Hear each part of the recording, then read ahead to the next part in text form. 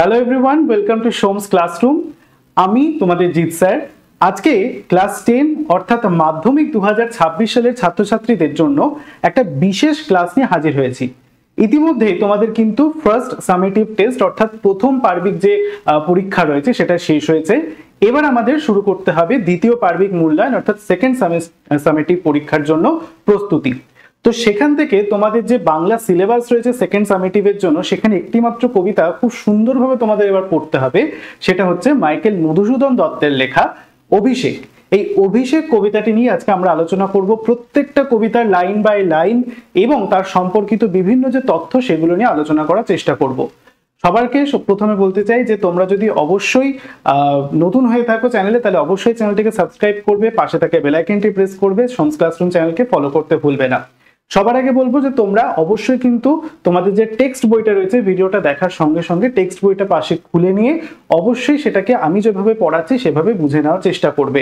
শুধুমাত্র টেক্সটের রিডিং নয়, আমি চেষ্টা করব তোমাদের কিন্তু প্রত্যেকটা যে মানে রয়েছে অর্থাৎ শব্দার্থ রয়েছে সেগুলোও বুঝিয়ে দেওয়ার। শব্দার্থের পাশাপাশি বিভিন্ন যে আমরা জানি মধুসূদনের কবিতাগুলো কিন্তু অনেক ক্ষেত্রে আমাদের কাছে একটু কি বলা যেতে পারে কঠিন বলে অনেকের মনে হয়, সেক্ষেত্রে যাতে তোমাদের কঠিন না লাগে সেটাও চেষ্টা করব সেভাবে বুঝিয়ে দেওয়ার। তো প্রত্যেকটা লাইনের মানের পাশাপাশি শব্দার্থগুলোও কিন্তু তোমাদের জেনে নেওয়াটা খুব দরকার। তাহলে চলো শুরু করা যাক।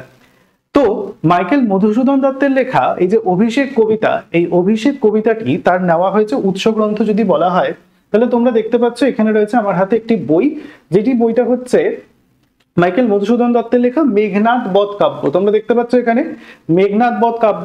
এই মেঘনাদ বধ কাব্যের অন্তর্গত প্রথম স্বর্গ মানে কি বলা যেতে পারে প্রথম অধ্যায়ে হচ্ছে অভিষেক নামক পাঠ্যাংশটি নেওয়া হয়েছে। আমাদের ভালো করে মাথায় তাহলে গেল যে অভিষেক কবিতাটি কোথা থেকে নেওয়া হয়েছে, মাইকেল মধুসূদন দত্তের লেখা মেঘনাদ বধ কাব্যের প্রথম স্বর্গই হচ্ছে আমাদের অভিষেক নামক পাঠ্যাংশটি। এবার আস্তে আস্তে আমরা একটুখানি যে তোমাদের মূল পাঠ রয়েছে তার দিকে আলোচনার দিকে যাব। তার আগে বলতে চাই যে অবশ্যই কিন্তু তুমি তোমাদের যেটা রয়েছে অর্থাৎ টেক্সট বই তার যে কবি পরিচিতি আছে সেটা কিন্তু অবশ্যই পড়ে নিয়ে তারপর মূল আলোচনার দিকে এগিয়ে যাবে। দেখো আমরা এবার একটুখানি মূল আলোচনার দিকে আস্তে আস্তে এগোই। প্রথমে বলছে কনক আসনত্যাজী বীরেন্দ্র কেশরী ইন্দ্রজিৎ প্রণমিয়া ধাত্রীচরণে কহিলা কি হেতু মাত গতিতব আজিয়ে ভবনে কহ দাসে লঙ্কার কুশল। খুব সুন্দর একটা লাইন বলছে কনক আসনত্যাজী। প্রত্যেকটা শব্দের মানে বুঝবে। কনক শব্দের অর্থ হচ্ছে সোনা। তাহলে কনক শব্দের অর্থ কি বললাম? সোনা। কনক আসনত্যাজী অর্থাৎ কি সোনার আসন ত্যাগ করে বীরেন্দ্র কেশরী, অর্থাৎ বীরেন্দ্র কেশরী বলতে এখানে কাকে বোঝানো হয়েছে? ইন্দ্রজিৎকে বোঝানো হয়েছে। রাবণ পুত্র ইন্দ্রজিৎ হচ্ছে এখানে বীরেন্দ্র কেশরী। কেন তাকে বীরেন্দ্র কেশরী বলা হচ্ছে? কারণ সে বীর শ্রেষ্ঠ ইন্দ্ররূপী তার এবং সিংহের মতো কেশরের মতো তার যে বীরত্ব সেটাকে প্রকাশ করার জন্য এখানে তাকে এই বিশেষণ দ্বারা ভূষিত করা হয়েছে, যেখানে বলা হচ্ছে বীরেন্দ্র কেশরী। কাকে বলা হচ্ছে এই বীরেন্দ্র কেশরী? কে? রাবণ পুত্র ইন্দ্রজিৎ।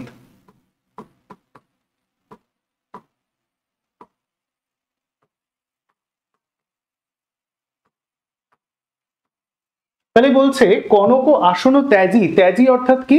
ত্যাগ করে।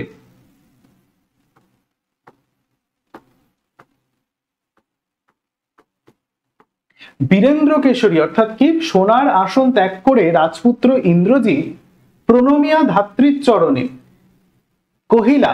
প্রণমিয়া অর্থাৎ কি? প্রণাম করে।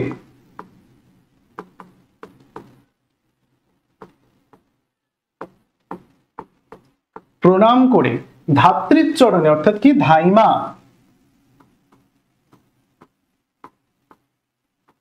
ইন্দ্রজিতের ধাইমাকে প্রভাষা।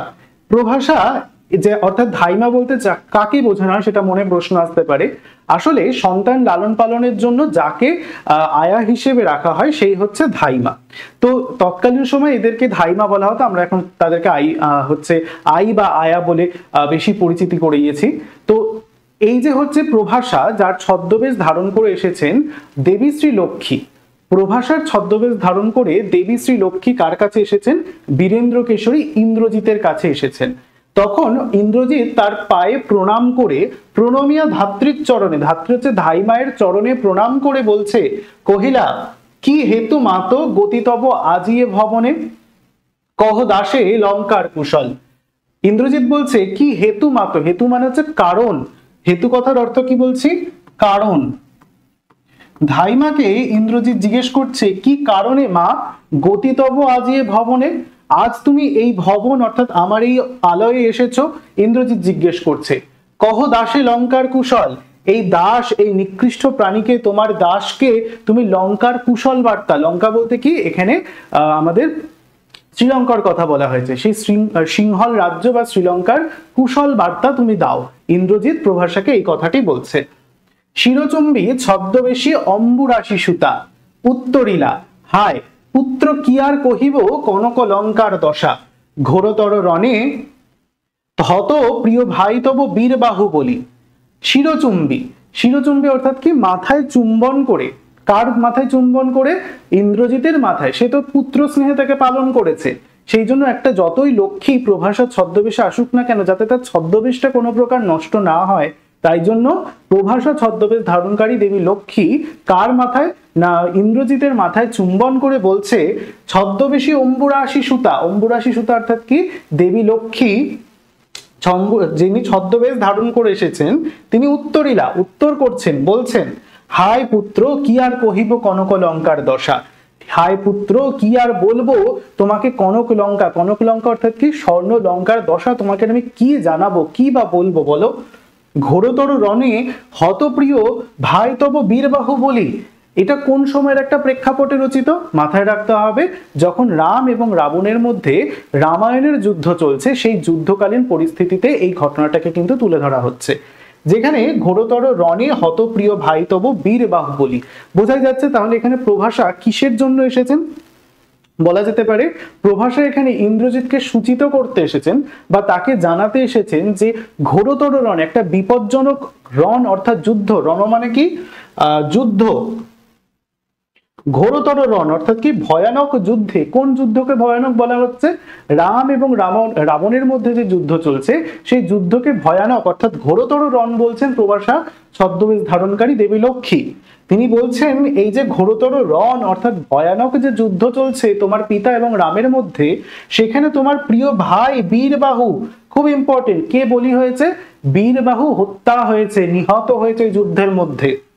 তার শোকে মহাশোকী রাক্ষসাধিপতি, তার শোকে, কার শোকে, যেখানে বলা হচ্ছে তার শোকে মহাশোকী রাক্ষসাধিপতি, অর্থাৎ কি বীরবাহু তার পুত্রের মৃত্যুতে এই শোকটা যেন মেনে নিতে পারছেন না রাক্ষসাধিপতি রাবণ, তাই বলছে তার শোকে মহাশোকী রাক্ষসাধিপতি, রাক্ষসাধিপতি রাবণ তার অর্থাৎ বীরবাহু তোমার ভ্রাতার মৃত্যুর শোকে যেন মহাশোকে পরিণত হয়েছেন।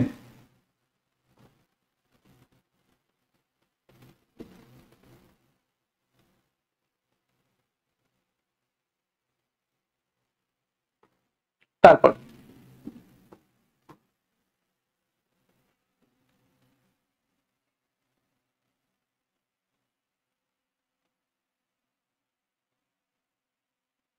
চলো, তারপর বলছে সশয়ীনে সাজেন আদি যুঝিতে আপনি, সেই শোক আর তিনি সহ্য করতে পারছেন না, রাক্ষসরাজ রাবণ তার প্রিয় পুত্র বীরবাহুর মৃত্যুকে যেন মেনে নিতে পারছেন না, তাই জন্য রাবণকে হত্যা করে, রামকে হত্যা করার জন্য রাবণ রাজ নিজেই যেন সসৈন্যে অর্থাৎ কি সৈন্যের সাথে, সসৈন্যে অর্থাৎ কি সৈন্য দ্বারা বা সৈন্যের সাথে,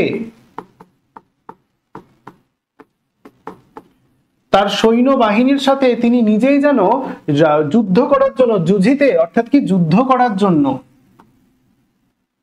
সসৈন্যে সাজেন আজই যুঝিতে আপনি অর্থাৎ কি নিজেই এবার যুদ্ধে যাবেন বলে স্থির করেছেন, তার জন্য সসৈন্যে সৈন্যের সাথে তিনি যুদ্ধ সজ্জায় সজ্জিত হচ্ছেন। পরবর্তী লাইন, জিজ্ঞাসিলা মহাবাহু বিস্ময় মানিয়া, খুব ইম্পর্টেন্ট লাইন, তোমাদের বারে বারে প্রশ্নের জন্য আসতে পারে এটা, জিজ্ঞাসিলা মহাবাহু বিস্ময় মানিয়া, এখানে মহাবাহু বলে কাকে সম্বোধন করা হয়েছে, অবশ্যই এই মহাবাহু হচ্ছে ইন্দ্রজিৎ বা মেঘনাদ যাকে আমরা পাচ্ছি, এই মহাবাহু হচ্ছে ইন্দ্রজিৎ। জিজ্ঞাসিলা মহাবাহু বিস্ময় মানিয়া, এবার এই কথাটা শুনে অর্থাৎ কোন কথা, এখানে বিস্মিত হওয়ার কারণটা কি প্রশ্ন আসতে পারে, আমাদের জানতে হবে এখানে বিস্মিত হওয়ার কারণটা হচ্ছে, তার মূল যে কারণ সেটা হচ্ছে যে রাম এবং রাবণের যুদ্ধে তার প্রিয় ভাই বীরবাহু যে মৃত্যুর কোলে ঢলে পড়েছে, এটাই ইন্দ্রজিতের কাছে বিস্ময়ের কারণ।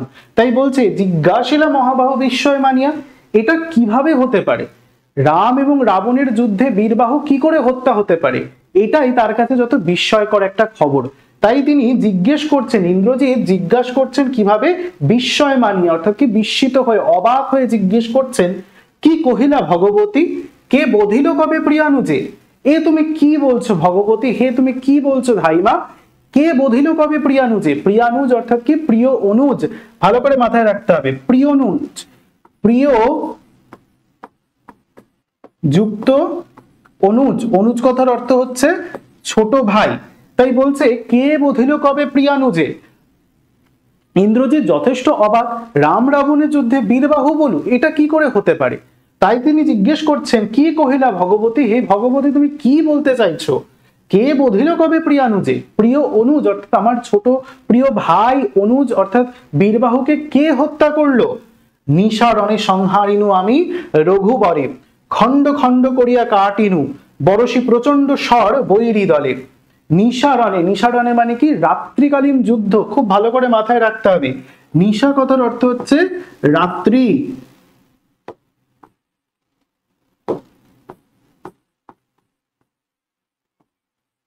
রণ অর্থাৎ যুদ্ধ, আগেই বললাম। তাহলে রাত্রিকালীন যে যুদ্ধ সেটাকেই বলছে নিশারণে, অর্থাৎ নিশারণে সংহারিনু, সংহারিনু মানে কি বধ করা, সংহার করা। আমি অর্থাৎ কি ইন্দ্রজিৎ, ইন্দ্রজিৎ বলছে এটা কি করে সম্ভব, বীরবাহু কি করে বলি হতে পারে, যেখানে রাত্রিকালীন এক ঘোর যুদ্ধে আমি অর্থাৎ ইন্দ্রজিৎ রঘুবরে, অর্থাৎ রঘুবর মানে কি রামচন্দ্রকে তো মেরে দিয়েছি, হত্যা করেছি, তাহলে প্রিয় অনুজ আমার বীরবাহুকে কে মারতে পারে? তাই বলছে নিশারণে সংহারিনু আমি রঘুবরে, আমি তো রাত্রিকালীন যুদ্ধে রঘুবর অর্থাৎ রামকে হত্যা করে দিয়েছি। খণ্ড খণ্ড করিয়া কাটিনু বরশি প্রচন্ড স্বর বৈরী দলে, তাকে তো আমি হাত দিয়ে খণ্ড খণ্ড করে কেটে দিয়েছি, বিচ্ছিন্ন করে দিয়েছি তার দেহ।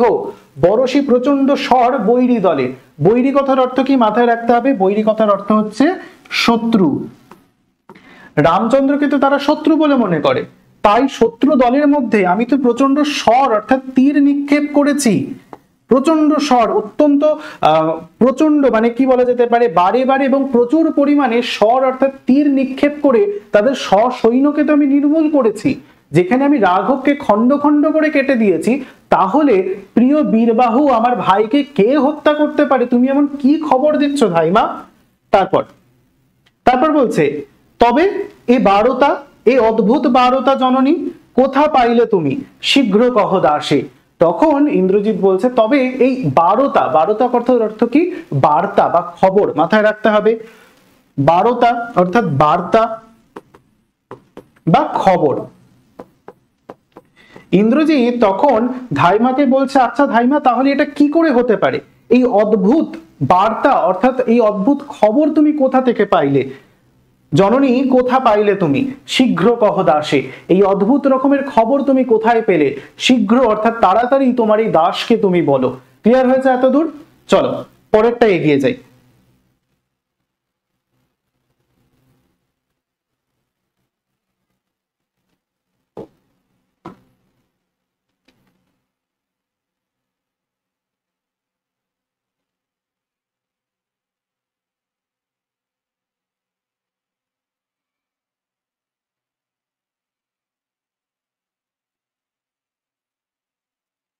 চল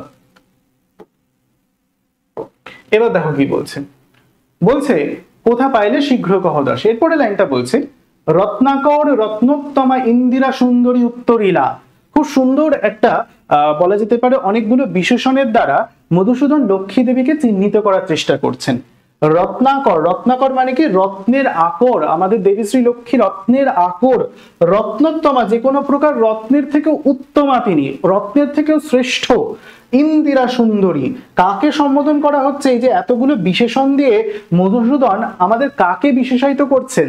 দেবী লক্ষ্মীকে বিশেষায়িত করছেন। তিনি বলছেন রত্নাকর রত্নোত্তমা ইন্দিরা সুন্দরী, যিনি রত্নের আকর, যিনি রত্নের থেকেও শ্রেষ্ঠ, সেই ইন্দিরা সুন্দরী দেবী লক্ষ্মী উত্তরীলা। এবার বলছেন কি উত্তর দিচ্ছেন? হায় পুত্র, মায়াবী মানব সীতাপতি তব স্বরে মরিয়া বাঁচিল। তখন তিনি কিভাবে উত্তর দিচ্ছেন? ধাইমা অর্থাৎ লক্ষ্মীর ধাইমার ছদ্মবেশকারী দেবী লক্ষ্মী বলছেন, হায় পুত্র, কি আর বলবো তোমাকে সেই সীতাপতির কথা। সীতাপতি মানে কি? এখানে রামের কথা বলা হচ্ছে। রামই তো সীতাপতি, সীতার স্বামী বা স্বামী হচ্ছেন রাম। তাই বলছে হায় পুত্র মায়াবী মানব। তাহলে কাকে মায়াবী মানব বলা হয়েছে? এখান থেকে প্রশ্ন আসতে পারে যে ইন্দিরা সুন্দরী উত্তরীলা, ইন্দিরা সুন্দরী কাকে বলা হয়েছে? দেবী লক্ষ্মীকে, বা যিনি প্রভাষার ছদ্মবেশ ধারণকারী যে ধাইমা দেবী লক্ষ্মী, তাকে এখানে ইন্দিরা সুন্দরী বলা হয়েছে। তিনি কি উত্তর দিচ্ছেন? তিনি বিলাপ করে বলছেন, পুত্র তোমাকে আর কি বলবো সেই মায়াবী মানব সীতাপতির কথা। তব স্বরে মরিয়া বাঁচিল, তোমার স্বর, তুমি যে তীর তার দিকে নিক্ষেপ করে তাকে হত্যা করেছো, সেই স্বরের থেকেও তিনি বেঁচে গিয়েছেন। কারণ তিনি তো মায়াবী, তার মধ্যে মায়া কাজ করছে, তাই জন্য তোমার স্বর তাকে কিচ্ছু করতে পারেনি। যাও তুমি তরা করি রক্ষকুল। এই সময় তোমার কি সাজে এখানে থাকাটা? তুমি তাড়াতাড়ি যাও, গিয়ে রক্ষকুল। এটার মধ্যে পার্থক্য রয়েছে। তরা করি মানে কি? তাড়াতাড়ি তুমি যাও। কে বলছেন? কাকে? ধাইমার ছদ্মবেশ ধারণকারী দেবী শ্রী লক্ষ্মী ইন্দ্রজিৎকে বলছে তুমি তাড়াতাড়ি করো রক্ষকুল। রক্ষ মানে কি? রক্ষা করো। রক্ষকুল অর্থাৎ কি? রাক্ষস কুল।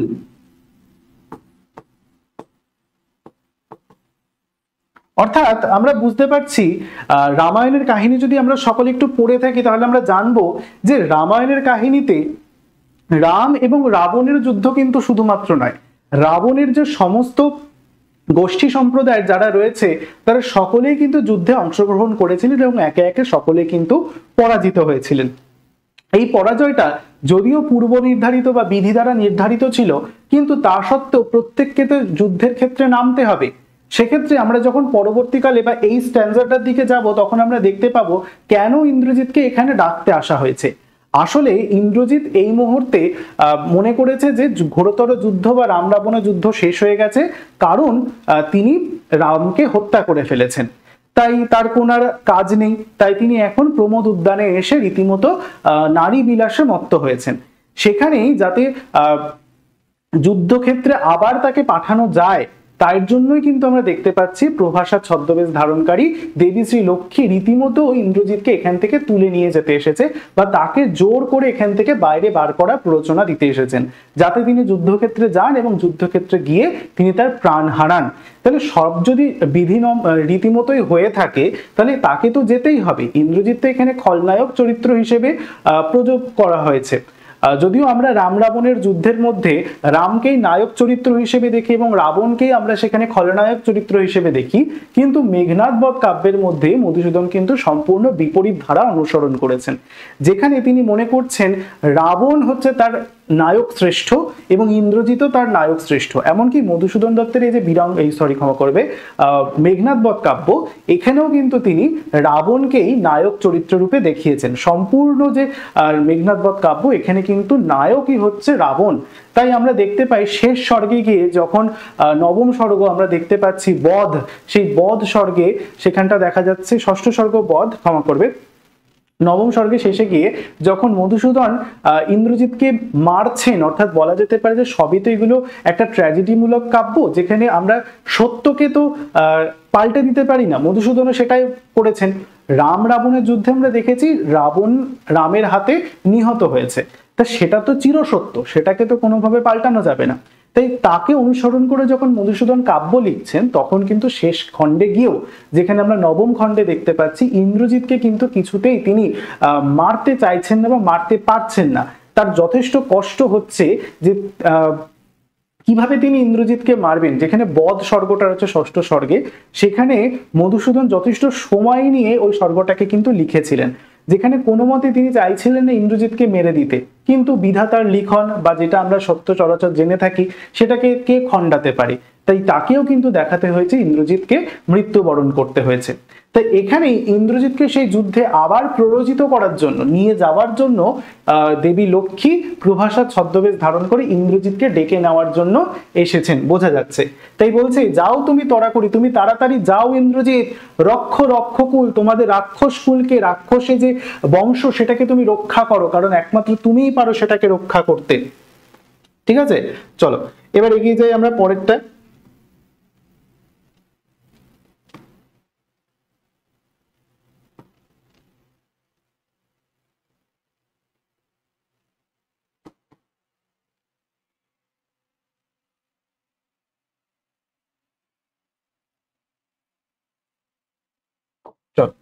এরপর বলছেন, মানবে কাল সমরে রক্ষ চূড়ামণি। এই যে কাল সমর, এই যে একটা ঘোর রাত্রিকালীন যুদ্ধ, একটা ভয়ানক যুদ্ধ চলছে, এটার মধ্যে তুমি একমাত্র রক্ষা করতে পারো রক্ষকুলকে। রক্ষ চূড়ামণি, তুমি রাক্ষস কুলের চূড়ামণি, রাক্ষস কুল শ্রেষ্ঠ চূড়ামণি। রক্ষ চূড়ামণি অর্থাৎ কি? রাক্ষস কুল শ্রেষ্ঠ। তাহলে এখানে রক্ষ চূড়ামণি বলতে কাকে বোঝানো হয়েছে? রাক্ষস কুল শ্রেষ্ঠ ইন্দ্রজিৎকে। তাই বলছে এই কাল সমরে একমাত্র তুমি রাক্ষস কুল শ্রেষ্ঠ হয়ে রাক্ষস কুলকে রক্ষা করতে পারবে। ছিরিলা কুসুমদাম রোষে মহাবলী। এবার এই বার্তাটা শুনে, এই কথা শুনে রীতিমতো ইন্দ্রজিৎ রেগে গিয়েছেন যে আমি একবার যে রামকে হত্যা করে এসেছি, সেই রাম কিনা এমন মায়াবী, সে আবার আমার স্বরে আঘাত পেয়ে বেঁচে উঠেছে, এটা কি করে সম্ভব? এটা যেন কিছুতে ইন্দ্রজিৎ মেনে নিতে পারছে না, তার মধ্যে ক্রোধের সঞ্চার হচ্ছে। তাই বলছে ছিরিলা কুসুমদাম। কুসুমদাম মানে কি? গলার মধ্যে পড়া যে সুন্দর পুষ্পের মালা, কুসুমদাম অর্থাৎ কি? ফুলের মালা।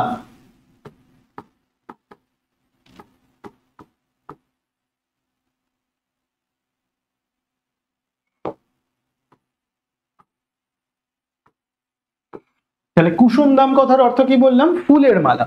ছিরিলা কুসুমদাম রোষে, রোষে মানে কি? আক্রোশে, রেগে গিয়ে তিনি তার গলায় পড়ে থাকা কুসুমদাম অর্থাৎ ফুলের মালা ছিঁড়ে ফেলে দিলেন। মেঘনাদ ফেলাইয়া কনক বলায় দূরে, এবং তারই সঙ্গে তার কনক বলয়, অর্থাৎ কনক কথার অর্থাৎ আগেই বললাম সোনা, বলয় কথার অর্থ হচ্ছে বালা। তার হাতে থাকা সোনার বালাটি যেটা তিনি পড়েছিলেন সেটাকেও খুলে তিনি রোষে আক্রোশে দূরে ফেলে দিয়েছেন। পদতলে পড়ি শোভিল কুণ্ডল, এবং এতটাই রাগ, এতটাই আক্রোশ তার মধ্যে, তার কানের যে কুণ্ডল, কুণ্ডল কথার অর্থ কি বললাম? কুণ্ডল কথার অর্থ হচ্ছে কানের, তার কর্ণভূষণ, তার যে কানের বা কর্ণভূষণ তিনি পড়ছিলেন, রাগের চোটে তিনি সেটাকেও ছিঁড়ে ফেলে দিয়েছেন। পদতলে পড়ি শোভিল কুণ্ডল, এবং তার পায়ের তলায় কি এগুলো সমস্ত কিছু যেন পড়লো, এত আক্রোশ। সেটা বোঝা যাচ্ছে কিভাবে? তাহলে জিনিসটা ভালো করে বুঝতে হবে। ছিরিলা কুসুমদাম রোষে মহাবলী, অত্যন্ত ক্রোধের সাথে তিনি তার গলার মালাটাকে ছুঁড়ে ফেলে দিলেন। ফেলাইলা কনক বলায় দূরে, হাতে থাকা সোনার বালাটুকু পর্যন্ত খুলে ফেলে দিলেন। এবং পদতলে পড়ি শোভিল কুণ্ডল, পদতলে তার অর্থাৎ কি পায়ের তলায় বা পায়ের কাছে গিয়ে তার কুণ্ডল অর্থাৎ কানেরটা শোভা পেল, সেটাও যেন খুলে পড়ে গেল। যথা অশোকের ফুল অশোকের তলে আভাময়।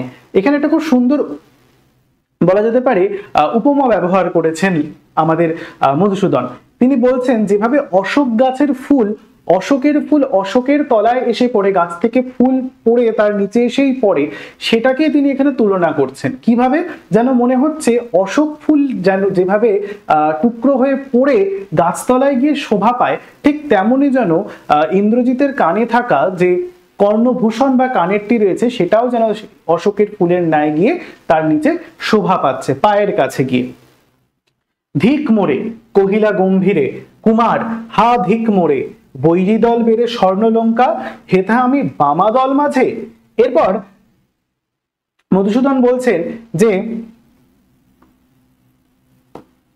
ধিক মোরে অর্থাৎ কি? ইন্দ্রজিৎ নিজেকে ধিক্কার জানাচ্ছেন যে আমার স্বর্ণলঙ্কা, যেটা আমার বাসস্থান, সেখানে আমার পিতার এরকম দুরবস্থা, আর আমি এখানে কি না ভেথা আমি বামাদল মাঝে। বামাদল অর্থাৎ কি? নারীদের দলের মাঝখানে বসে রয়েছে। ধিক মোড়ে অর্থাৎ কি? ইন্দ্রজিৎ নিজেকে এই কাজের জন্য ধিক্কার জানাচ্ছেন। তিনি বলছেন যেখানে স্বর্ণলঙ্কায় এত মহা বিপদ, সেখানে আমি বামাদল মাঝে নারীদের মাঝে বসে বিলাসক্রিয়ায় মত্ত রয়েছি, আমাকে ধিক্কার জানাও। নিজেই নিজেকে ধিক্কার জানাচ্ছেন ইন্দ্রজিৎ।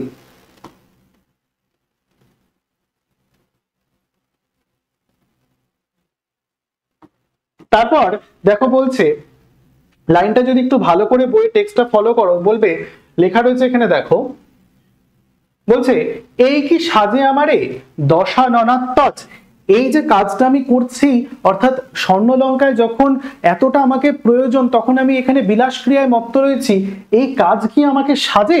সাজে না তো। দশাননাত্তজ, আমি তো দশাননের আত্মজ, অর্থাৎ দশানন কাকে বোঝানো হচ্ছে? দশানন বলতে আমরা রাবণকে বুঝি, তার সঙ্গে যুক্ত করা হচ্ছে আত্মজ শব্দটিকে।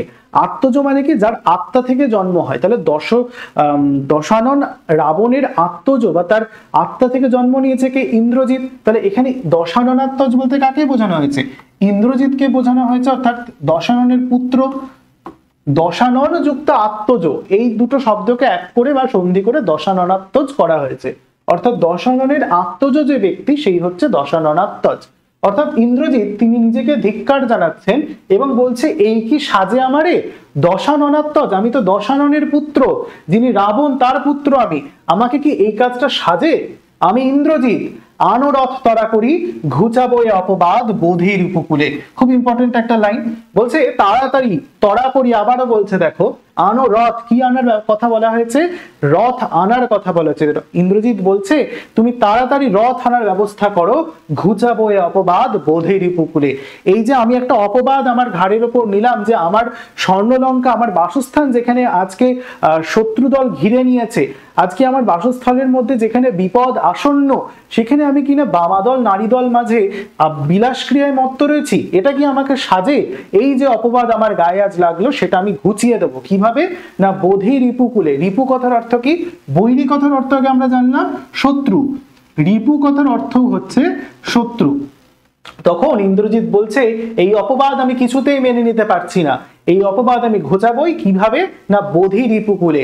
রিপু অর্থাৎ শত্রুকুল, অর্থাৎ রামকুলকে রঘুকুলকে ধ্বংস করেই আমি এই অপবাদ ঘোচাতে পারবো। সাজিলা রথীন্দ্র সর্ব বীর আভরণে।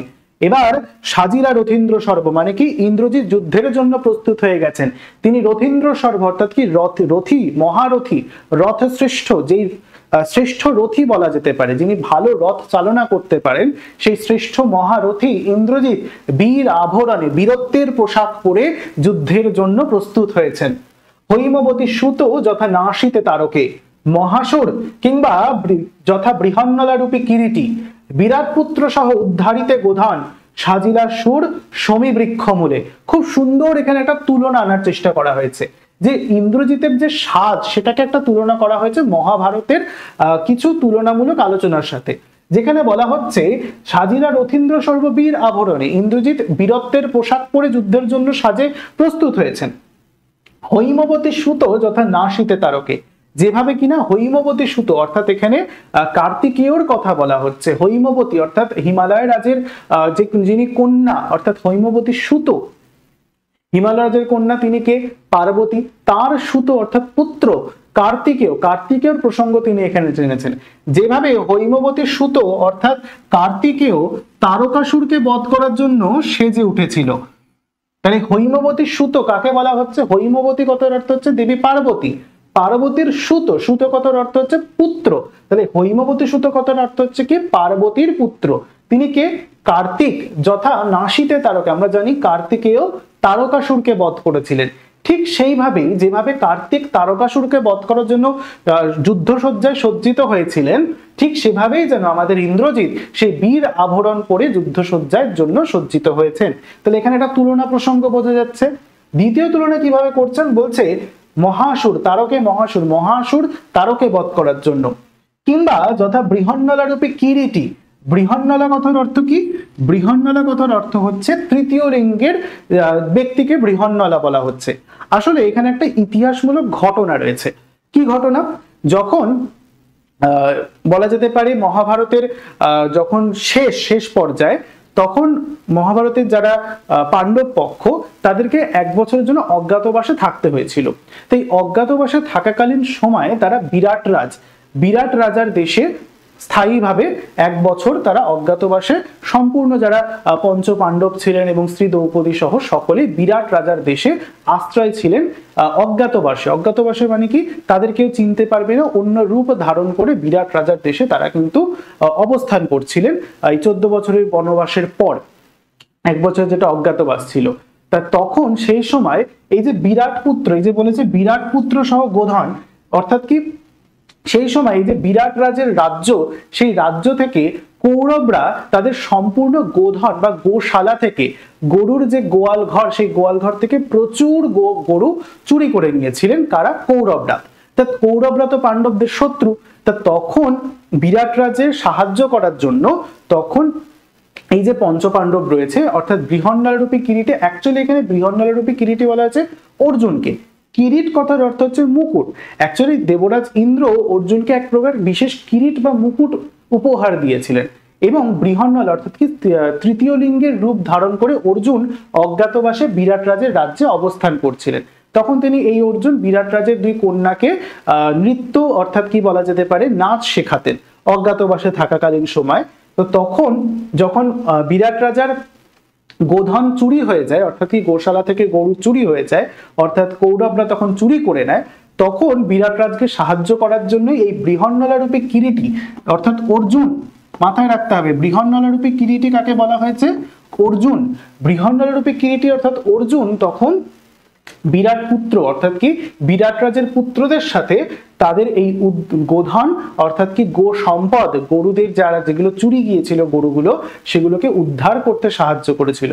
তখন অর্জুন যে বীরত্বের পরিচয় দিয়েছিলেন, ঠিক সেভাবেই যেন সেই বীরত্বের পরিচয় আমরা ইন্দ্রজিতের মধ্যে দেখতে পাচ্ছি। তাহলে দেখো দুটো তুলনা কিন্তু এখানে টানা হয়েছে, যেখানে ইন্দ্রজিতের যুদ্ধের সাজসজ্জা বর্ণনাকে কবি বলছেন যেন হৈমবতী সুত অর্থাৎ কার্তিকেয় তারকাসুরকে বধ করার জন্য যেভাবে যুদ্ধসজ্জায় সজ্জিত হয়েছিলেন, ঠিক সেভাবেই অথবা বলা যেতে পারে যেভাবে বৃহন্নলরূপী কিরীটী অর্জুন বিরাট রাজের গোধন উদ্ধার করার জন্য যে রূপ সাজসজ্জায় আভরণ তিনি নিজেকে গুছিয়ে নিয়েছিলেন, ঠিক সেই রূপই যেন প্রত্যক্ষ করা যাচ্ছে কার মধ্যে? না, ইন্দ্রজিতের মধ্যে। মেঘবর্ণ রথ চক্র বিজলির ছটা, ধ্বজ ইন্দ্র চাপ রূপী, তুরঙ্গম বেগে আশুগতি। চলো এরপরের লাইনটা বুঝে নেওয়া যাক।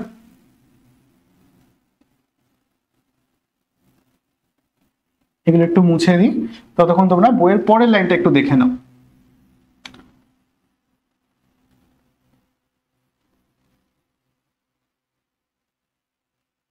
দেখো বলছে যেভাবে এবার এরকম ভাবে সাজসজ্জার রূপ পরিবর্তন করার পর তার সামনে তার রথ এসে অর্থাৎ ইন্দ্রজিতের রথ এসে উপস্থিত হয়েছে। কিভাবে? মেঘবর্ণ রথ মানে যেন মনে হচ্ছে মেঘে চলাচলকারী, মেঘের বর্ণ অর্থাৎ রং ধারণকারী এক প্রকার বিশেষ রথ তার কাছে এসে উপস্থিত হয়েছে। চক্র বিজলির ছটা, তার চক্র অর্থাৎ চাকার মধ্যে থেকে বিদ্যুতের ছটার মতো বিজলি যেন বারে বারে ছিটকে বেরোচ্ছে। ধ্বজ ইন্দ্রচাপ রূপী, তার মাথার যে ধ্বজ বা পতাকা সেটাও ইন্দ্রচাপ রূপী। তুরঙ্গম বেগে আশুগতি, তুরঙ্গম মানে কি? ঘোড়া, ঘোড়ার যেরকম একটা দ্রুতগতি সম্পন্ন বেগ রয়েছে। তুরঙ্গম কথার অর্থ কি বলছে ভালো করে জেনে নাও, ঘোড়া। তার সেই রথ তুরঙ্গম বেগে, ঘোড়ার বেগে দ্রুততা সহকারে চলে এসেছে। রথে চড়ে বীর চূড়ামণি, বীর দর্পে হেনকালে প্রমীলা সুন্দরী, ধরি পতি কর যুগে। যখন এরকম একটা সময় ইন্দ্রজিৎ প্রায় যুদ্ধে যাওয়ার জন্য প্রস্তুত, তার লঙ্কার এই দশা তিনি আর দেখতে পাচ্ছেন না, প্রায় তিনি প্রস্তুত যাওয়ার জন্য, তখন বীর দর্পে হেনকালে, এই যে বলা হচ্ছে রথে চড়ি চূড়ামণি বীর দর্পে, যখন বীরের আবরণ পরে বীরের মতো আক্রোশ নিয়ে তিনি রথে চড়ে উঠেছেন, তখনই হেনকালে প্রমীলা সুন্দরী। হেনকালে মানে কি? সেই সময়, জেনে রাখবে হেনকালে অর্থাৎ সেই সময়।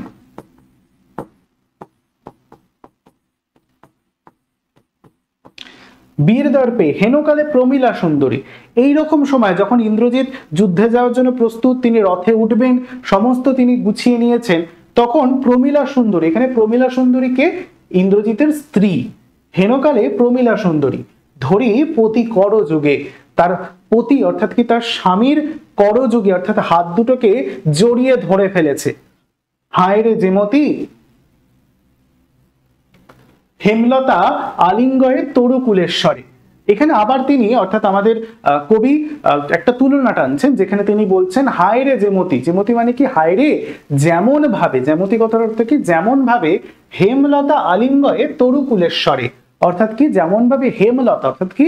হেম কথার অর্থ কি? বারে বারে বলছি আমি, স্বর্ণলতা। হেম কথার অর্থ হচ্ছে সোনা বা স্বর্ণ, লতা অর্থাৎ কি সোনার লতা গাছ যেভাবে তরুকুলেশ্বরে কোনো বলা যেতে পারে বৃক্ষকে কোনো লতানো গাছ জড়িয়ে ধরে সেভাবে যেন জড়িয়ে ধরেছে তার করযুগকে, তার হাত দুটোকে।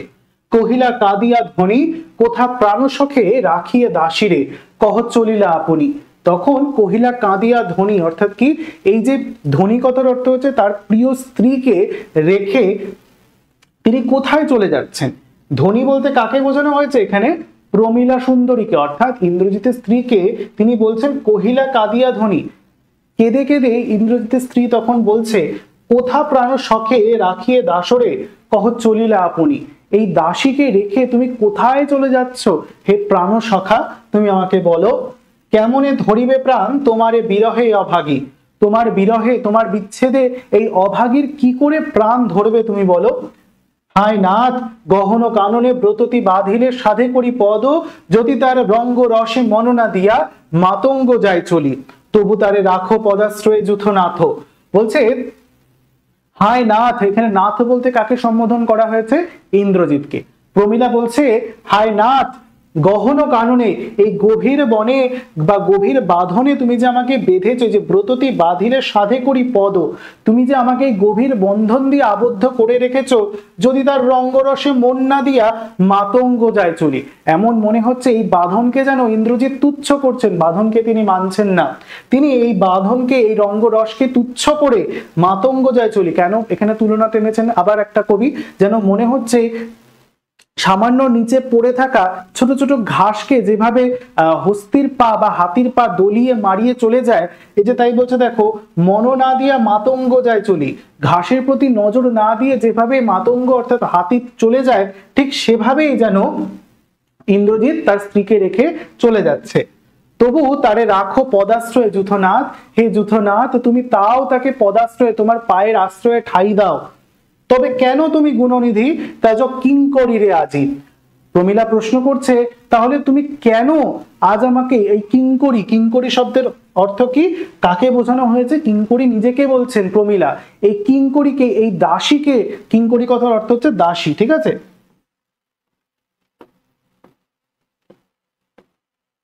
ইন্দ্রজিৎ বলছে, ক্ষমা করবে, প্রমীলা বলছে যে তাহলে আজ তুমি কেন এই কিঙ্করি অর্থাৎ দাসীকে পরিত্যাগ করে চলে যাচ্ছ। হাসি উত্তরিলা মেঘনাদ, মেঘনাদ হেসে উত্তর করছে, ইন্দ্রজিতে জিতে তুমি সতী, বেঁধেছ যে দৃঢ় বাঁধে, কে পারে খুলিতে সে বাঁধে। বলছে তুমি তো ইন্দ্রজিতের স্ত্রী, যে কিনা স্বয়ং ইন্দ্রকে জয় করেছে, তুমি তার স্ত্রী। তুমি যে বন্ধনে, যে বলা যেতে পারে যে মায়ার বাঁধনে আমাকে আবদ্ধ করেছে। এই যে বলছে দেখো, হাসি উত্তরিলা মেঘনাদ, মেঘনাদ হেসে উত্তর করছে, ইন্দ্রজিতে জিতে তুমি সতী, হে সতী, হে আমার স্ত্রী, তুমি তো ইন্দ্রজিতের স্ত্রী। বেঁধেছ যে দৃঢ় বাঁধে, যে দৃঢ় বন্ধনে তুমি আমাকে আবদ্ধ করেছে, যে মায়া ভালোবাসার বন্ধনে তুমি আবদ্ধ করেছো আমাকে, কে পারিবে খুলিতে সে বাঁধে। সেই বন্ধন খুলে দেওয়া হবে, সেই বন্ধন ছিন্ন করার সাধ্য কি কারোর আছে? আমি তো তোমারই, তোমার জন্যই তো আমার এই প্রাণ নিবেদিত। তরাই আমি আসিব ফিরিয়া কল্যাণী। তখন ইন্দ্রজিৎ বলছে তরাই অর্থাৎ কি, তাড়াতাড়ি আমি ফিরে আসবো তোমার কাছে হে কল্যাণী। সমরে নাসি তোমার কল্যাণে রাঘবে, তোমার কল্যাণের জন্য রঘুকুলকে, রামকে আমি কি করব? সমরে নাসি, যুদ্ধক্ষেত্রে গিয়ে নাশ করব, বিনাশ করব। বিদায় এবে দেহ বিধুমুখী, বিধুমুখী কথার অর্থ কি? চন্দ্রমুখী। এখানে চন্দ্রমুখী মানে কি ভালো করে বুঝবেন। বিধু কথার অর্থ হচ্ছে চন্দ্র বা চাঁদ, তাহলে বিধুমুখী কথার অর্থ কি বোঝাচ্ছে? চাঁদ, যার মুখ চাঁদের মতো, বিধুর ন্যায় মুখ যার, সেই হচ্ছে বিধুমুখী, আমরা সমাসে পড়বো। তাহলে এখানে বিধুমুখী বা চন্দ্রমুখী, সুন্দর চাঁদের মতো মুখ কাকে বলা হয়েছে? ইন্দ্রজিতের স্ত্রী প্রমীলাকে। তিনি বলছেন, ইন্দ্রজিৎ বলছে বিদায় এবে দেহ, এই দেহকে আজ তাই বিদায় দাও। বিধুমুখী অর্থাৎ চন্দ্রমুখী। উঠিল পবন পথে ঘোরতর রবে, রথবর হৈম পাখা বিস্তারিয়া যেন উড়িলা মৈনাক শৈল অম্বর উজ্জ্বলী। এবার তাকে বিদায় বার্তা দিয়ে, বিদায় দিয়ে ইন্দ্রজিৎ তার রথের ওপরে চেপে বসেছেন। উঠিল পবন পথে ঘোরতর রবে অর্থাৎ কি, আকাশ পথে ঘোরতর আওয়াজ করে ইন্দ্রজিতের রথ ওপরে উঠে পড়েছে।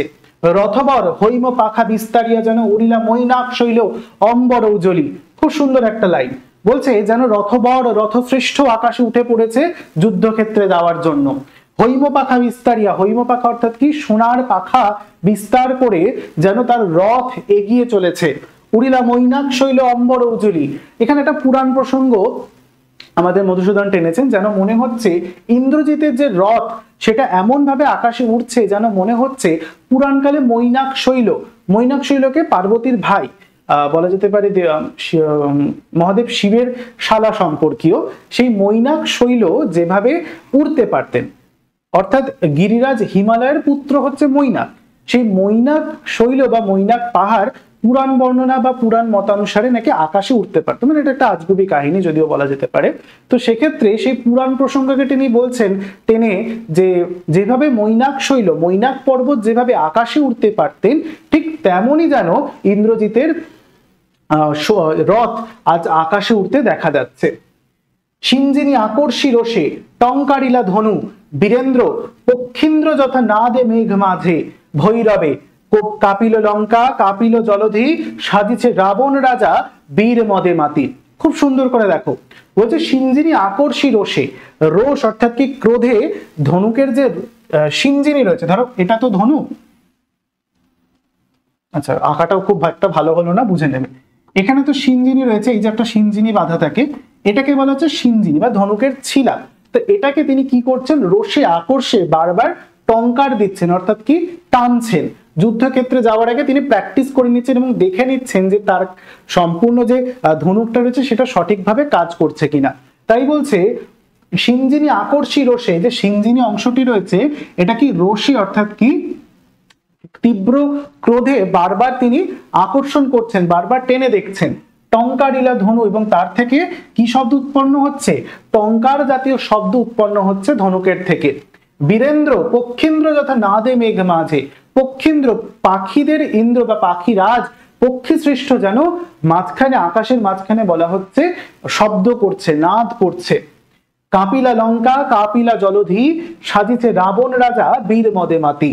এবার লঙ্কায় প্রবেশ হচ্ছে ইন্দ্রজিতের, যেখানে জলধি অর্থাৎ কি মহাসমুদ্র, লঙ্কা শ্রীলঙ্কা যেন কাঁপতে শুরু করেছে। তার কারণ কি, সাজিছে রাবণ রাজা বীর মদে মাদি, বীরত্বের মদে উন্মত্ত হয়ে, বীরত্বের নেশায় উন্মত্ত হয়ে রাবণ রাজ যুদ্ধ সজ্জায় সৈন্য নিয়ে সজ্জিত হচ্ছেন। কারণ কি, তিনি রামের সাথে যুদ্ধ করতে যাবেন। তাই বলছে কাপিলা লঙ্কা কাপিলা জলধি, সমগ্র লঙ্কা যেন কেঁপে উঠেছে। সাজিছে রাবণ রাজা বীর মদে মাতি, রাবণ রাজা তার বীরত্বের মানে বলা যেতে পারে মদ দ্বারা উন্মত্ত হয়ে সেজে উঠেছেন যুদ্ধের জন্য। বাজিছে রণবাজনা গরজিছে গজ, রেশে অশ্ব হুঙ্কারিছে পদাতিক, রথি উড়িছে কৌশিক ধ্বজ, উঠিছে আকাশে কঞ্চন কঞ্চুক বিভা। বলছে বাজিছে রণবাজনা, রণ কথার অর্থ কি, যুদ্ধ, যুদ্ধের বাজনা বেজে উঠেছে। গরজিছে গজ, অর্থাৎ কি গজ মানে কি হাতি, হাতিরা গর্জন করছে। রণবাজনা অর্থাৎ কি যুদ্ধের বাজনা, এগুলো লিখে নেবে তোমরা সবাই, ঠিক আছে? আচ্ছা, বলছে বাজিছে রণবাজনা, যুদ্ধের বাজনা বেজে উঠেছে। গরজিছে গজ, হাতিরা গর্জন করছে। রেশে অশ্ব, অশ্ব কথার অর্থ হচ্ছে ঘোড়া, তো ঘোড়ার ডাককে রেশা বলা হয়, তাই বলা হচ্ছে রেশে অশ্ব, অর্থাৎ কি অশ্বের রেশা ডাক শোনা যাচ্ছে। হুঙ্কারিছে পদাতিক, রথি, পদাতিক বাহিনী যারা পায়ে হেঁটে যুদ্ধ করবে, এবং রথি অর্থাৎ যারা রথে চড়ে যুদ্ধ করবে, তারা হুঙ্কার দিচ্ছে, যুদ্ধের জন্য তারা প্রস্তুত। উড়িছে কৌশিক ধ্বজ, উঠিছে আকাশে কাঞ্চন কঞ্চুক বিভা। আকাশে কৌশিক ধ্বজ, কৌশিক অর্থাৎ কি গেরুয়া রঙের ধ্বজ অর্থাৎ পতাকা উঠেছে। যুদ্ধক্ষেত্রে যাওয়ার জন্য রাবণ রাজ সসৈন্যে সজ্জিত হয়েছে। আকাশে কাঞ্চন কঞ্চুক বিভা দেখা যাচ্ছে। হেনকালে তথা দ্রুতগতি উতরিলা মেঘনাদ রতি। এমন সময় যখন যুদ্ধের প্রায় পরিস্থিতি তুঙ্গে, সকলে যুদ্ধে যাওয়ার জন্য রাবণ রাজের সৈন্য প্রস্তুত, এমন সময় কি দেখা যাচ্ছে না, হেনকালে অর্থাৎ এমন সময় তথা দ্রুতগতি উতরিলা মেঘনাথ রথি, মেঘনাদের রথ সেই যুদ্ধের শয্যার সামনে সৈন্যদের মাঝখানে এমন সময় এসে নামলো। নাদিলা করবুর দল হেরি বীর বরে, করবুর দল অর্থাৎ কি শত্রু দল, রাক্ষসকুল করবুর দল নাদ করলো, অর্থাৎ কি চিৎকার করে উঠলো। কাকে দেখে? ইন্দ্রজিৎ তাদের বীর শ্রেষ্ঠ, তাদের সেনাপতিকে দেখে সেই করবুর দল অর্থাৎ কি শত্রু দল, রামের শত্রু দল অর্থাৎ কি রাক্ষস কুলের যারা সৈন্য, তারা নাদ করে উঠলো, গর্জন চিৎকার উল্লাসে ফেটে পড়লো। হেরি বীরবরে, বীরবর অর্থাৎ ইন্দ্রজিৎকে দেখে, হেরি অর্থাৎ দেখে তারা নাদ চিৎকার করে উঠলো, মহা গর্বে, নিজেদের গর্বের দ্বারা চিৎকার করে উঠলো তারা। নমিপুত্র পিতার চরণে করজোড়ে কহিলা, খুব ইম্পর্টেন্ট একটা লাইন, বহুবার প্রশ্ন এসছে, এবছরও এসছে প্রশ্নটা, ঠিক আছে। নমিপুত্র পিতার চরণে, এবার পিতার চরণে অর্থাৎ রাবণের চরণে পুত্র অর্থাৎ ইন্দ্রজিৎ প্রণাম করে বলছে, করজোড়ে কহিলা, করজোড় অর্থাৎ হাত দুটোকে জোর করে বলছে, হে রক্ষকুলপতি, শুনেছি মরিয়া নাকি বাঁচিয়াছে পুনরাঘব। হে রাক্ষস কুলপতি, আমি কি শুনেছি? আমি শুনলাম নাকি মরেও আবার পুনরায় রাঘব অর্থাৎ রাম বেঁচে উঠেছে। এ মায়াপিত বুঝিতে না পারি, এ কি ধরনের মায়া পিতা, এ তো আমার দ্বারা বোঝা সম্ভব হচ্ছে না, কিন্তু অনুমতি দেহ।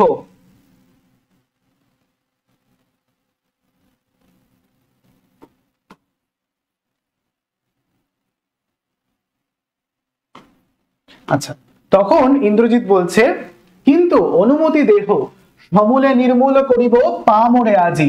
কিন্তু হে পিতা, তুমি আজকে আমাকে অনুমতি দাও, সমূলে নির্মূল করিব পামরে আজি। আজ আমি তাকে সমূলে, আগে একবার তাকে পেয়েও আমি তাকে হারিয়ে ফেলেছি, কিন্তু আজ তাকে আমি আজকে সমূলে নির্মূল করব, রঘুকুলকে আজকে একদম গোড়া থেকে শেষ করে দেব আমি। সেই পামর অর্থাৎ পাপীকে আজকে আমি সমূলে অর্থাৎ কি পুরোপুরি ভাবে নিশ্চিহ্ন করে দেব। ঘোর সরানলে করি ভস্য, বায়ু অস্ত্রে উড়াইব তারে, নতুবা বাঁধিয়া আনি দিব রাজপদে। কি বলছে, কিভাবে তিনি তাকে হত্যা করবেন ইন্দ্রজিৎ রামকে, তিনি বর্ণনা করেছেন, বলছে ঘোর সরানলে, অত্যন্ত পরিমাণে সরানল অর্থাৎ কি অনলযুক্ত যে স্বর রয়েছে, অর্থাৎ আগুনের স্বর বা তীর দিয়ে তাকে ঘোরতর রণে আমি শেষ করে দেব।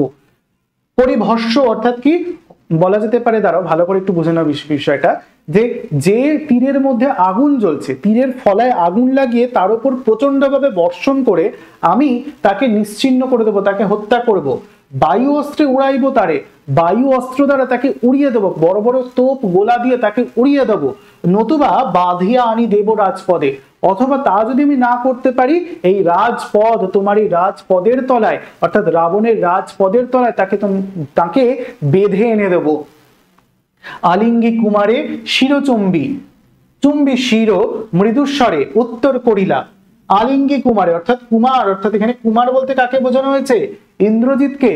আলিঙ্গি অর্থাৎ আলিঙ্গন করে, রাবণ রাজ তার পুত্রকে আলিঙ্গন করে, চুম্বী শির তার শির অর্থাৎ কপালে চুম্বন করে, মৃদুস্বরে অল্প ভাষায় উত্তর করছেন। তবে স্বর্ণ লঙ্কাপতি, স্বর্ণ লঙ্কাপতি তার পুত্রকে আলিঙ্গন করে তার মাথায় চুম্বন করে উত্তর দিচ্ছেন। রাক্ষস কুল শেখর তুমি বৎস, তুমি রাক্ষস কুল ভরসা, তুমিই তো রাক্ষস কুলের শেখর, তুমি রাক্ষস কুলের ভরসা। এই কাল সমরে নাহি চাহে প্রাণ মম পাঠাইতে তোমা বারংবার। এই যে কাল সমর, এই ঘোরতর যে যুদ্ধ, এই একটা বলা যেতে পারে ভয়ঙ্কর যুদ্ধ, এখানে তোমাকে বারবার পাঠাতে আমার যেন মন কিছুতেই চায় না।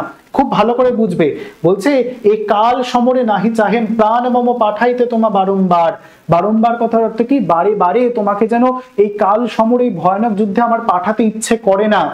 হায় বিধি বাম মম প্রতি, তিনি অর্থাৎ রাবণরাজ বিধি অর্থাৎ বিধাতা ঈশ্বরকে যেন আজকে দুষছেন, তিনি বলছেন বাম মম প্রতি, আজকে বিধাতা আমার প্রতি রুষ্ট হয়েছেন, তাই বলছেন হায় বিধি বাম মম প্রতি। কথাটির অর্থ কি, রাবণরাজ অনুতপ্ত বোধ করছেন, তিনি বলছেন বিধাতা আজকে যেন আমার প্রতি বিরূপ, আমার প্রতি নির্দয় হয়েছেন। কে কবে শুনেছে পুত্র ভাসে শিলা জলে, তখন তিনি বলছেন এই কথাটা উক্তিটার পর যে বিধাতা মনে হয় আজকে আমার প্রতি বিরূপ মনোভাব পোষণ করছেন, বাম হয়েছেন, অর্থাৎ কি আমাকে আজকে দেখছেন না বিধাতা। তখন তিনি বলছেন কে কবে শুনেছে পুত্র ভাসে শিলা জলে, কে কবে শুনেছে লোক মরি পুনঃ বাঁচে। আবার বলছেন হে পুত্র, এই কথা কি কোনোদিন কেউ শুনেছে যে কোন শিলা জলে দিলে ভেসে ওঠে, ভাসে শিলা জলে, অর্থাৎ শিলা কি কখনো ভাসতে পারে? এখানে কোন প্রসঙ্গটা না হচ্ছে?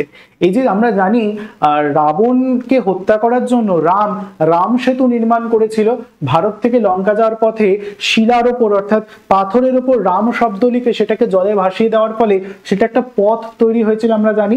সেটাই যেন রাবণ বিশ্বাস করতে পারছে না যে একটা শিলা বা পাথর তো জলে ডুবে যাওয়ার কথা, সেটা কি করে সেটা জলে ভাসতে পারে। তাই বলছে, কে কবে শুনেছে পুত্র ভাসে শিলা জলে, কে কবে শুনেছে লোক মরি পুনর্বাঁচে। আবার লোক কি এটাও কখনো শুনেছে যে কেউ মারা গেলে সে আবার পুনরায় বেঁচে ওঠে? রাবণ রীতিমতো আজকে কিন্তু হতভম্ব, স্তম্ভিত। রামের কার্যাবলী দেখে তিনি রীতিমতো ভীত সন্ত্রস্ত। উত্তরিলা বীর দর্পে অসুরারি রিপু। অসুরারি রিপু অর্থাৎ কাকে বোঝানো হয়েছে? ইন্দ্রজিৎ, অসুরদেরও রিপু। অর্থাৎ অসুরকে এখানে রাক্ষস কুল বা রাবণ কুল হচ্ছে অসুর কুল, তাদের রিপু অর্থাৎ কি? রাম। রিপু কথার অর্থ বারে বারে বললাম শত্রু, তাহলে অসুরারি রিপু অর্থাৎ অসুরদের রিপু অর্থাৎ শত্রু রাম বীর দর্পে উত্তরিলা। তখন ইন্দ্রজিৎ বীর দর্পে বীরত্বের সঙ্গে উত্তর করছে, কি ছাড় সে নর তারে ডরাও আপনি রাজেন্দ্র। ওই নর, ওই মানুষ, ওই রাম কি এমন ছাড়, কি এমন ব্যক্তি যে তারে ডরাও আপনি? তুমি কি তাকে ভয় পাচ্ছ রাজেন্দ্র?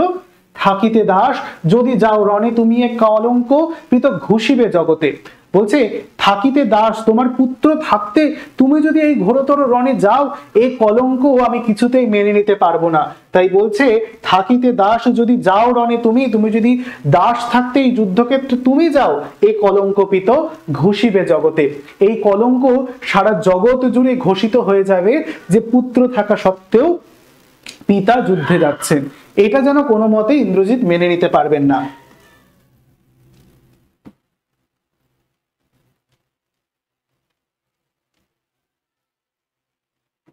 হাসিবে মেঘ বাহন রুষিবেন দেব অগ্নি। তখন তিনি ইন্দ্রজিৎ বলছেন, আমাকে দেখে তো পরিহাস করবে মেঘ বাহন, মেঘেরা পরিহাস করবে, দেব অগ্নি আমার প্রতি রুষ্ট হবেন। দুইবার আমি হারানো রাঘবে আর একবার পিত দেহ আজ্ঞা মোরে। আমি দুবার ওকে অর্থাৎ রামচন্দ্রকে হারিয়েছি, যুদ্ধক্ষেত্রে তাকে কোন রকম ভাবে পালাতে দিয়েছি, কিন্তু আর নয়, আর আমি রাঘবকে অর্থাৎ রামকে হারাতে দেব না, আমার কাছে ওকে ধরা দিতেই হবে। আর একবার পিত দেহ আজ্ঞা মোরে, তুমি আর একটি বার আমাকে আজ্ঞা দাও পিতা, দেখিব এবার বাঁচে কি ঔষধে। এবার আমি দেখতে চাই কি ঔষধে সেই রামচন্দ্র যুদ্ধক্ষেত্রে নিহত হয়েও বেঁচে ওঠে। কহিলা রাক্ষসপতি কুম্ভকর্ণ বলি ভাই মম।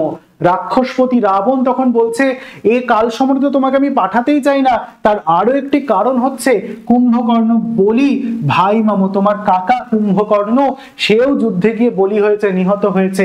তাই আমি জাগানো অকালে ভয়ে, হায় দেহ তার দেখো সিন্ধু তীরে ভূপতিত, গিরিশৃঙ্গ কিংবা তরু যথা বজ্রাঘাতে। কি সুন্দর উপমা টেনেছেন দেখো। বলছে আমি কি তাকে এই জন্য, রাবণ বলছেন অনুতপ্ত হয়ে, তোমার কাকা কুম্ভকর্ণকে কি আমি এই কারণে আজকে জাগালাম? তাই আমি জাগানো অকালে ভয়ে, আমি ভয় পেয়ে রীতিমতো অকালেই তাকে জাগিয়েছি। আমরা সকলেই রামায়ণের কাহিনী জানি যে রামায়ণের যুদ্ধে রাবণ যখন তার কুম্ভকর্ণ ভাইকে ডাকছেন যুদ্ধক্ষেত্রে যাওয়ার জন্য, তখন কিন্তু তাকে অকালেই 6 মাসে আগেই জাগানো হয়েছিল।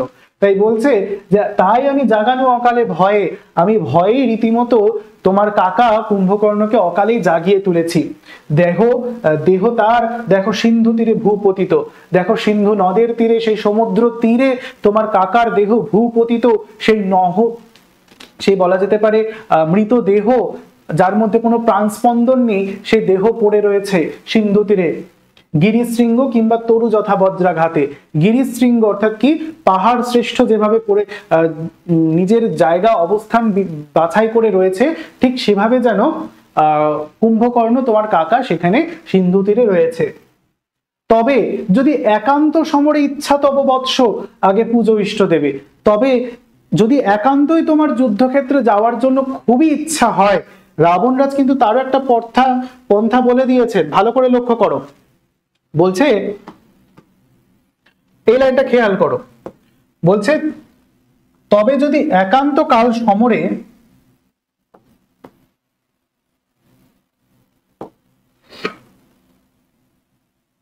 এই যে তবে যদি একান্ত সমরে ইচ্ছা তব বৎস, আগে পুজো ইষ্ট দেবে। তবে তোমার যদি একান্তই ইচ্ছে থাকে, এই কাল সমর ওই ভয়ানক যুদ্ধে যাওয়ার ইচ্ছা থাকে, তবে বৎস আগে পুজো ইষ্ট দেবে, তোমার যে ইষ্ট দেবতা রয়েছে, তোমার যে ভগবান রয়েছে তাকে আগে পুজো করো। নিকুম্ভিলা যজ্ঞ সাঙ্গ করো বীরমণি। নিকুম্ভিলা যজ্ঞ আমরা দেখেছি রামায়ণের যুদ্ধে যে ইন্দ্রজিৎ কোনো যুদ্ধ যাওয়ার আগে তার ইষ্ট দেবী নিকুম্ভিলা যজ্ঞাগারে এক প্রকার বিশেষ কালী দেবী বা শক্তি দেবীর আরাধনা করতেন, যার দ্বারা বরপ্রাপ্ত হয়ে ইন্দ্রজিৎ যে কোনো যুদ্ধে কিন্তু জয়লাভ করত।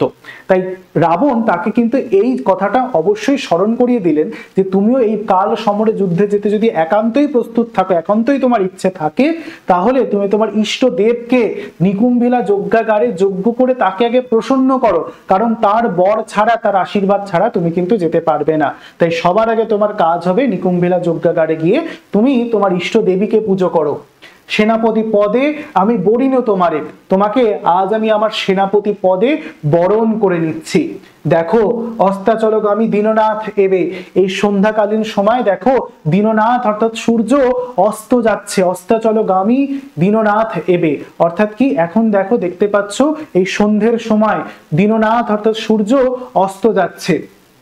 প্রভাতে যুঝিও অর্থাৎ রাত্রিকালীন সময় আর তুমি যেও না, রাতটা কেটে যাক, প্রভাত অর্থাৎ সকালে তুমি যুঝিও অর্থাৎ যুদ্ধ করতে যেও বৎস রাঘবের সাথে। এই অন্ধকার যেই নেমে যাবে রাঘবের শক্তি কিন্তু আরো বেড়ে যাবে, তুমি কিন্তু একদম এই সময়টা নষ্ট করবে না। তুমি এখন কি কাজ করবে, তুমি এখন গিয়ে তোমার ইষ্ট দেব নিকুম্ভিলা যজ্ঞাগারে তোমার ইষ্ট দেবীকে পুজো করবে এবং তার কাছ থেকে বর প্রদত্ত হবে। তারপরই তুমি কিন্তু কাল সকালে রাবণ বলছে তুমি রামের সাথে যুদ্ধ করতে যেতে পারো।